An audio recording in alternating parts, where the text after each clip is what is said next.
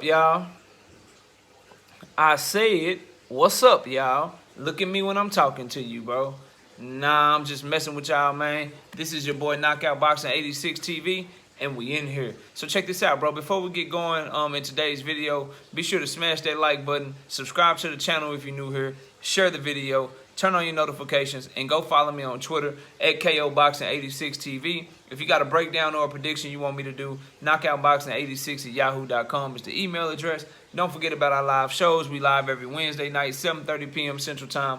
Live every Thursday night, 7:30 p.m. Central Time. Then you can catch me live every Sunday morning, 9 a.m. Central Standard Time with the singing OG KQKC Boxing Network. Sunday mornings, 9 a.m. Central Standard Time. But let's get it popping. Let's get into our video. And I got to say, man, on the eve of the fight, Ishmael Salas, who is a very good trainer, I think he's doing a bad job, bro. I think Ishmael Salas is doing a bad job. Now, I ain't talking about game planning. That's not what I'm talking about. I'm not talking about preparing Ugas. Ugas looked in phenomenal shape. We got the weigh-in reaction video coming next. But I think a key mistake that he's making, bro, is he keep egging on Team Spence. He keep saying shit that could be used as bulletin board material. Now, when you get to this level, I don't believe that fighters need extra motivation, like fighting for 3 world championships, fighting to see who will become unified to fight Terrence Crawford for the undisputed championship, fighting for millions of dollars in front of thousands of people in the stadium and hundreds of thousands of people that will be watching on TV. That's motivation enough. But if you Ishmael Salas, part of your job as a trainer, in my opinion, is to know the mental makeup of the fighter that your fighter is going against. And if you really follow boxing, you know that Errol Spence is the type to pay attention to a lot of shit and try to make people eat their words. He really finds motivation in that. Oh, you say I'm not the same since the car accident? You say I can't do this? You say I can't do that? Let me get Danny Garcia coming fresh off a car accident. Y'all saying I'm not gonna be the same after the eye injury.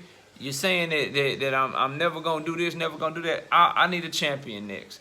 And now you got Ishmael Salas. I think 2 key mistakes that he has made since I've been following this whole build up to this fight that's going down tomorrow. Can't wait for the fight.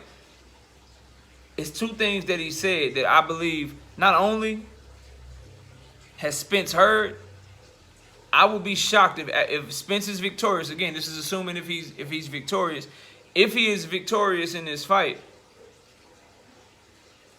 I guarantee you he might bring it up in the post-fight press conference, or he might even bring it up in the ring after the fight if he's able to win. And I think that giving someone like him extra motivation to work hard, extra motivation to want to prove something to you. Some people, it can get in their head and they get over emotional and they can't perform well. But Spence has always proven to where when you do that shit, it takes him to another level and makes him get to a point to where he gonna really try to go in there and do something to you. And the things that I hear Ishmael Salas saying, bro, number one, saying that man isn't the same since the accident. Number one, there's really no evidence to prove that because he's only had 1 fight since then. And comparing him coming off of a car accident where he didn't go to physical therapy, where your body has to heal and you're aching and you're in a certain amount of pain. Comparing that Spence, who still beat a very game Danny Garcia, to one that's now had, what is this? That was 2019. Now 2.5 years to fully heal. Who's now had 2 training camps in a row. Because keep in mind, he did a whole training camp for Manny Pacquiao. He didn't have to pull out of that fight until a whole week and a half. So he had a whole training camp there. And all the reports are saying not only did he have that training camp, the only time he took off was to let his eye heal, then he was right back in shape, which is why they're saying that his camp went so good for this Yordenis Ugas fight. So telling a fighter like that, who's still undefeated, who still took on and beat top-level competition, telling someone like that they're not the same, it's the wrong move, in my opinion, because you giving that fighter extra motivation to, oh, I ain't the same, all right, cool. All right, cool. I'm going to show you I'm the same. Then he said something else, bro. And he just said it. He says, this camp has been outstanding. We have been able to prepare in the best way for what is going to be a huge fight and the biggest fight in the 147-pound division right now. We feel that the preparation that we have had with no real adversity whatsoever has been really great. Outstanding statement, bro. Outstanding statement. Then he says, Ugas is 100% ready for this fight. Mentally, we are very strong and we are prepared for any style. Every fighter has a different style, and style makes fights. We are comfortable fighting a southpaw. Ugas showed and proved that he can really beat a southpaw in Manny Pacquiao. Spence is a warrior. We have two front-footed guys, but the one difference is that Ugas is more of a counterpuncher.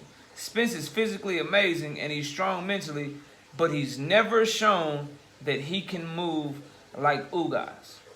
Couple of things, bro, like, when you say he ain't shown that he can move like Ugas, I don't know if you should be saying that shit, and it might be nitpicking, but bro, like, I study this shit, and Ugas don't be moving like that. He damn sure don't be moving and able to pivot and do the things that we've seen Errol Spence Jr. do, bro. He just hasn't been able to do that, so I think that's just something else that you just kind of over speaking. You try to give him praise, you give him praise, give him praise, give him praise, then boom, let me take a shot. I feel like the Derrick James approach is much better than Ismail Salas. Ugas is a great fighter. Ugas is this. Ugas is that.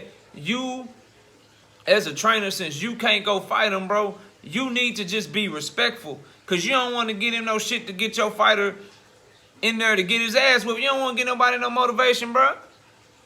And then the shit about Manny Pacquiao, too, that I kind of find crazy. Like, if that's your game plan, if you like, yo, we already know what it's like to fight a southpaw, okay?